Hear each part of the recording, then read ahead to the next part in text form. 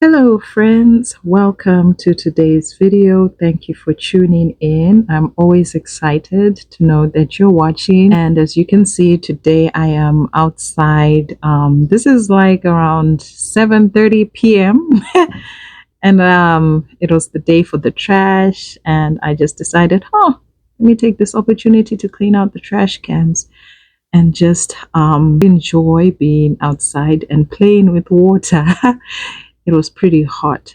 But, as I was cleaning, I began to think, have you ever felt like you don't want to do certain tasks, or, you find them to be so unnecessary? I mean, even if you know very well that they have to be done, like cleaning out this trash can, it's obvious that this task has to be done.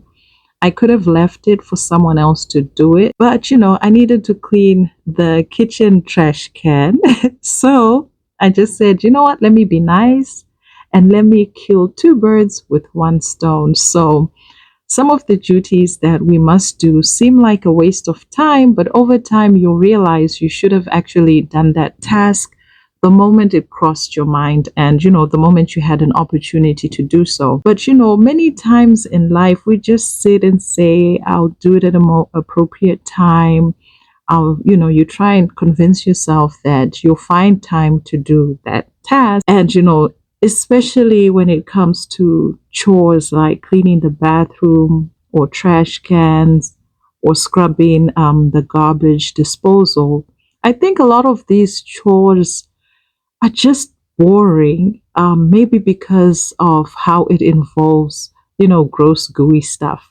So probably that's where or why we kind of feel lazy to do those particular chores. And, as I was thinking about, just cleaning, I was reminded of the body of Christ and how often at church we're asked to volunteer during maybe a special Sunday service like Easter, where there are usually more people who attend church than usual, or how often we see the need to help in a particular ministry, like, okay, maybe ensuring the restrooms are clean. I know there are people who do that in churches.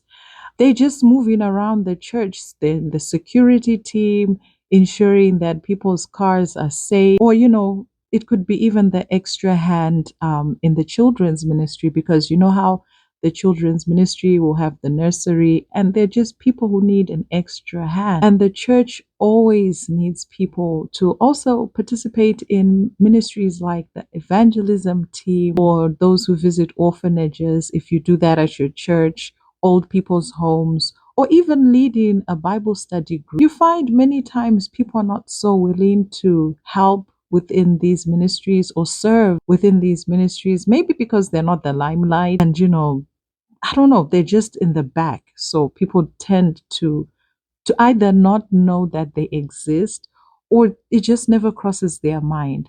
And as I was reading 1 Peter 4 verse 10, it says, as each one has received a gift, a spiritual talent or an ability generously given by God, employ it in serving one another as good stewards of God's grace given to us.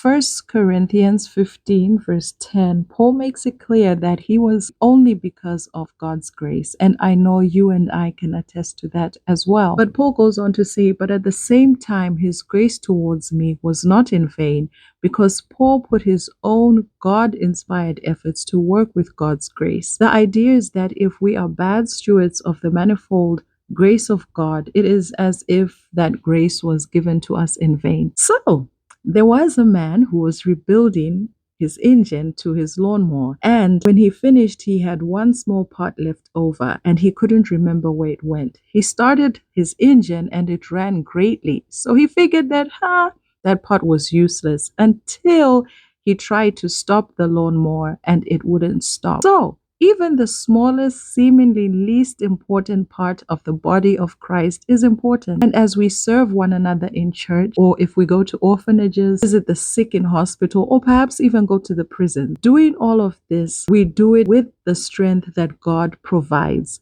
the ability which God supplies, so that He alone will receive the glory. There are times that we have been asked to serve in church and we felt like, I don't feel like doing it. Or we just felt perhaps, the person who's asking you to serve, they come with this boldness that can just annoy you or make you feel like, who do they think they are coming to me? And, it's like they're commanding me to serve. I think that's a story for another day. But for today, I'm speaking to us who need to serve in the body of Christ, that, whatever we do it so that God receives glory. If you're already serving within your church, especially if you're serving in the areas I've mentioned, the ones that not many people want to be involved in, do not be discouraged. Even if people don't acknowledge you or appreciate what you're doing, which really happens a lot of the times. And, some people say, well, you don't need somebody to acknowledge you or thank you for the work that you're doing because you're supposed to be doing it. But whatever your case is, remember that you are a very important part of the body of Christ. You are very necessary, and your efforts and your obedience to the call will never go in vain. So, even if you're doubting or you're wondering, what am I supposed to do within the body of Christ? Where can I serve? I pray that God will remind you or show you and help you believe that He has given you the ability to serve already.